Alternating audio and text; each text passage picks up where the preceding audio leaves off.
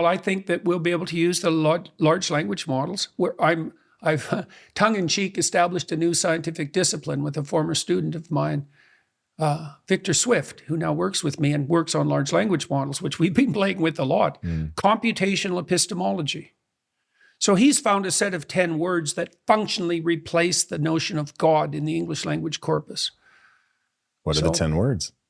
I don't know all 10 of them, to tell you the truth, but you can imagine. So imagine God is the shared variance of words such as good, true, beautiful, just, merciful. Interesting. Right. So then imagine that God dies. So that center word disappears. Yeah. But the Spirit's embedded in the cloud of concepts. Well, the cloud of concepts around a given concept is the archetype. The central tendency of a cloud of related concepts is the archetype. Yeah. That makes sense. We can map it. We can map it now with the large language models. Yeah, okay. It's stunning. That's really important for people to understand that in cracking, at least mimicking human intelligence in a way where we can't distinguish the difference, what you're looking for are these interconnected patterns. And that's what the models do. That's how they're trained, right? Is that they're trained on conditional probability, essentially, towards a goal. So you can tell a word, let's say a non-word like Nant, N-A-N-T, Nant. It's a non-word, but it's less of a non-word than ZXQR. Well, why? Well, because the statistical relationship between the letters in the word Nant are more akin to English words than the statistical relationships letter to letter in the all-consonant non-word. Okay, well, the large language models map the statistical relationship not only between letters, but between words, adjacent words, but then words 2 words away, words 3 words away, 2 words, two words away from 2 other words, like the whole map, essentially. Right. And so, but they do that statistically. They do that mathematically. So what that means now is that if these models are programmed honestly, trained honestly, a very difficult thing to manage, then we can use statistics to evaluate the structure, the implicit structure of meaning. And that's what literary critics have been doing forever. And, Harris, when he argued with me, he said, well, that's just your interpretation, which meant of the biblical texts, for example, which turned him instantly into a postmodernist, right? There's an infinite number of interpretations of any text, and there's no canonical order between them. That's the postmodernist claim. The lack of meta-narrative, let's say, which means there's no union. It means there's no comprehensibility. It means everything fragments ultimately, which is what they wanted, so they could dance in the runes and pursue their own short-term gratification, right? With power as their hypothetical guardian and guide. Terrible. These interpretations aren't arbitrary. They're not arbitrary. They're coded into the language. That's what makes the language without that coding, their language would not be comprehensible. Now, the postmodernists even knew this to some degree because they knew, Saussure, he wasn't a postmodernist, but he was a precursor.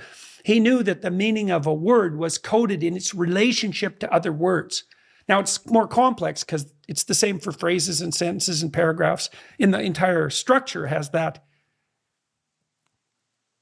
what would you say, that network nature, right? But none of that's arbitrary. And here's why it's not arbitrary. This is so cool. It's not arbitrary partly because it has to be comprehensible to you and to me and to everyone else. So that's a terrible constraint, right? It's like it has to be a game everyone can play. So that's a really wicked constraint, one of those multidimensional constraints we were talking about earlier, but there's more to it. I had a vision of this week about how this, and it's been developing for years, this idea. So imagine there's like a central pillar. I envisioned it as a pillar of fire with sort of God at the base of that. And then there are stacked discs of manifestation, material, behavioral, imaginal, semantic, right? So the material world has an implicit structure that's captured in imagination. And so the world of images is going to have the same networked structure as the world of words that the LLMs have modeled. Soon the LLMs will be able to model the world of images. And soon they'll be able to lay them on top of one another. And that's what we do because our semantic representation system is isomorphic with the underlying imaginal system. And that's isomorphic with the behavioral system, and that's isomorphic with the material system. And so and then the concordance between those is the truth of the claim, right? So if it's true semantically, imaginatively, behaviorally, and it's reflective of the structure of the material world. That's a tight set of constraints. There's nothing arbitrary about that. The meaning is only in the text. That's the ultimate claim of the disembodied, rational, prideful intellect. It's all in the words. It's like, no.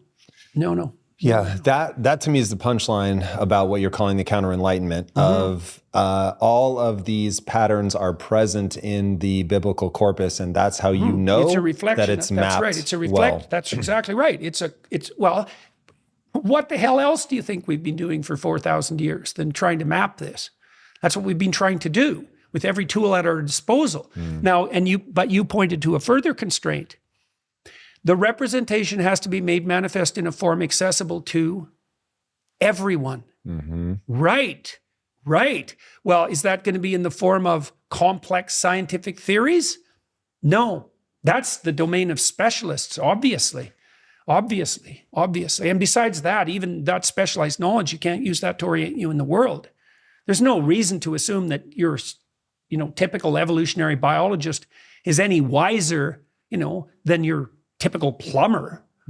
Often far less. At least the plumber is constrained, The world of constraints that a plumber operates in, that's a pretty tangible world. You're wrestling with the essence of material reality, that's for sure. We who wrestle with pipes. Yes, definitely.